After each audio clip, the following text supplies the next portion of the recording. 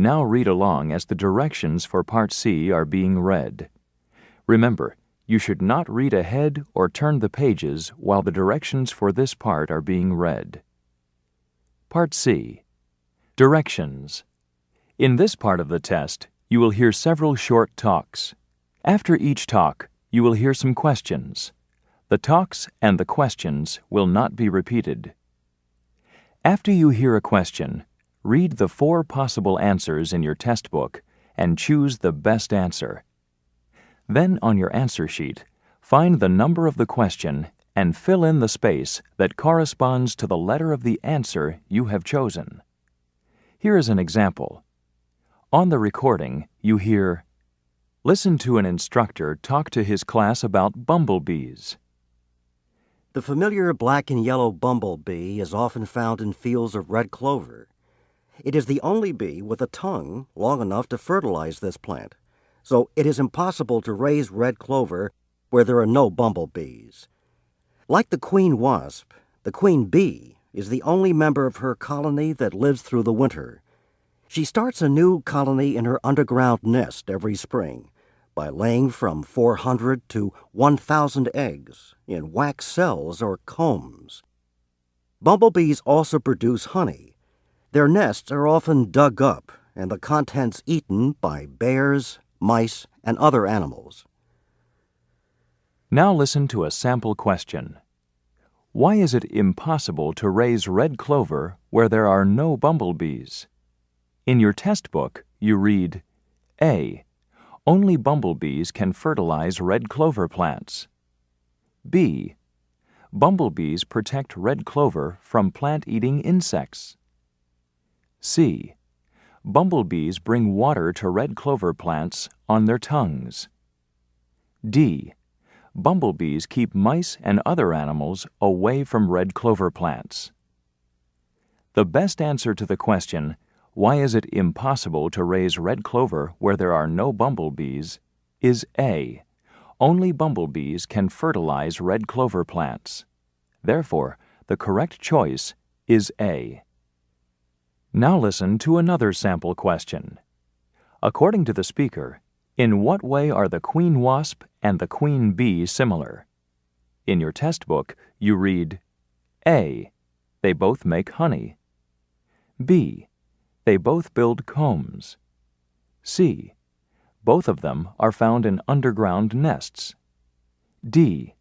They both live through the winter. The best answer to the question, according to the speaker, in what way are the queen wasp and the queen bee similar, is D. They both live through the winter. Therefore, the correct choice is D. Remember, you are not allowed to take notes or write in your test book. Go on to Part C.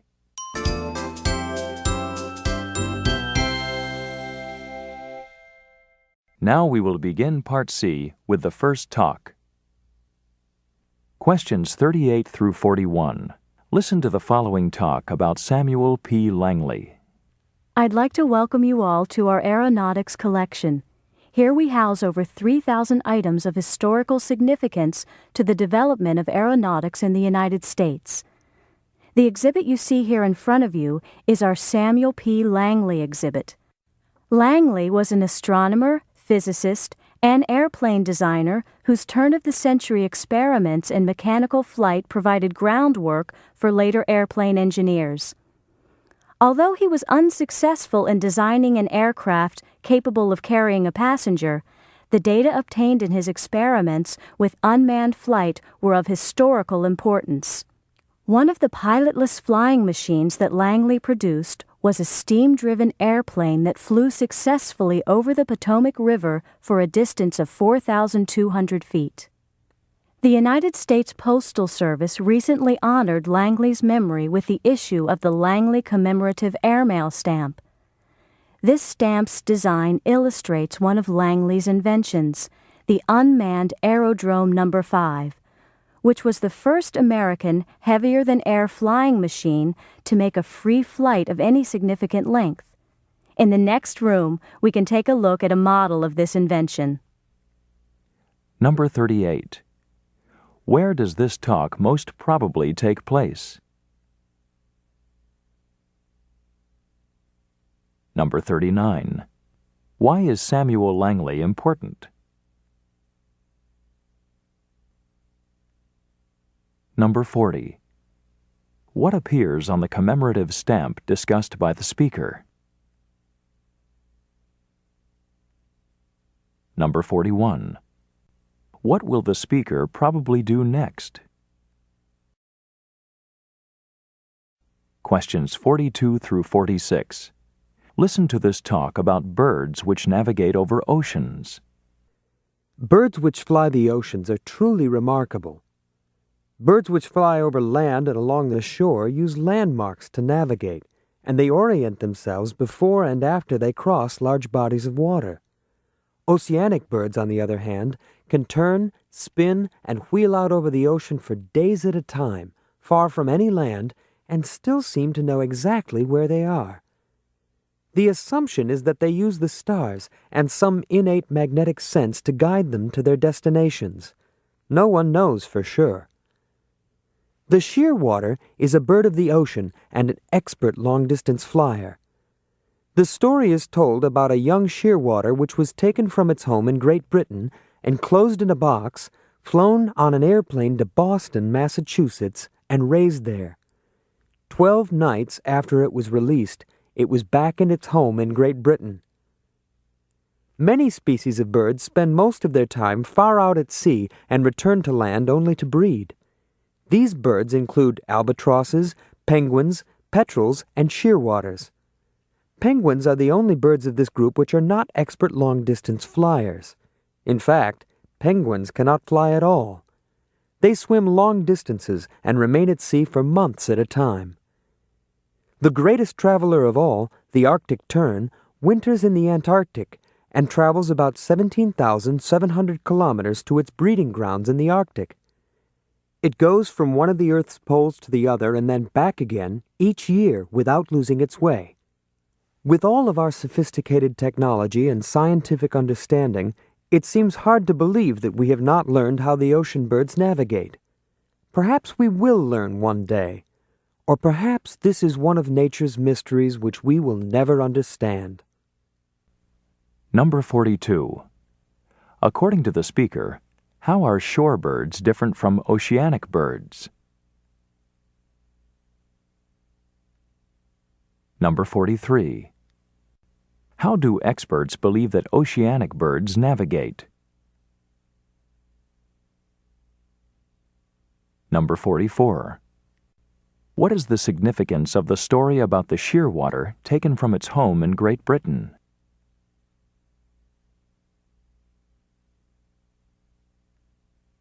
Number 45. In which university class would this talk most likely take place?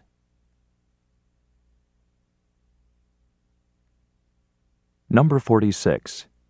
What can we infer about the speaker's attitude toward nature's mysteries?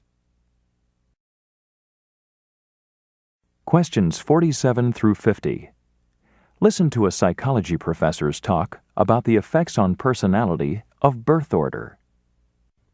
Many efforts have been made over the years to study differences among the first, second, and last child in a family, as well as the characteristics of only children, that is, children who have no brothers or sisters. No exact conclusions can be drawn about any particular child on the basis of these studies, but some interesting differences emerge when large groups of people are compared on the basis of birth order. Here are some of the findings. Firstborn children tend to be high achievers. For example, in a recent analysis of National Merit Scholarship finalists, nearly 60% were firstborn. Of the first 23 astronauts to go on U.S. space missions, 21 were either firstborn or only children. These are particularly interesting statistics when you consider that firstborn children are outnumbered by later-born children in the U.S. population by nearly 2 to 1. Middle children, according to some observers, have the most comfortable position in the family. Although they lack the authority most parents convey to the oldest in the family, they are also free from the pressure of being the youngest. They tend to be more oriented toward their siblings than the first child is, and therefore are less concerned about winning their parents' approval. The youngest child gets almost as much attention from the parents as the firstborn or only child does. However, youngest children do not sense as much pressure to achieve. They are usually the most babied members of the family, since they get attention from older siblings as well as parents. Oldest children tend to be more serious and responsible than later-born children, even though they are no brighter. Also, firstborn children are quite sensitive. They get their feelings hurt more easily. They also tend more toward being perfectionists than do their younger siblings. Second-born children tend to be more easygoing and friendly than their older siblings. They win more popularity contests and have a higher sociability rating. Youngest-born children have the highest sociability rating of all. Firstborn and only children, from a very early age, become extremely sensitive to their parents' rules and expectations.